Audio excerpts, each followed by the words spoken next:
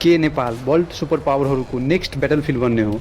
विश्वका शक्तिशाली राष्ट्रहरू जस्तै अमेरिका, चाइना, भारत सबले नेपालमा आफ्नो इन्फ्लुएन्स बढाउन खोज्दैछन्। के होला त कारण? जानौँ एक एक गरी। अमेरिका जुन अलरेडी वर्ल्ड सुपर पावर छ, त्यो एमसिसीको थ्रु नेपालमा प्रवेश गर्ने चाहमा, ताकि यहाँबाट भारत र चीन दुवैमाथि नजर राख्न मिल्छ र काउन्टर गर्न मिल्छ। आइपरेको बेलामा आफ्नो सेना यहीबाट डिप्लोय गर्न पाउने। भारतले चाइनालाई काउन्टर गर्न वा इन्सिक्युरिटीको कारण यदि चाइना नेपालमा आफ्नो इन्फ्लुएन्स बनाउन सफल भए, भारतले तुरुन्तै खतरा महसुस हुनेछ। जुन भारतको सीमा विवाद चाइनासँग अलरेडी नै छ अरुणाचल प्रदेशमा।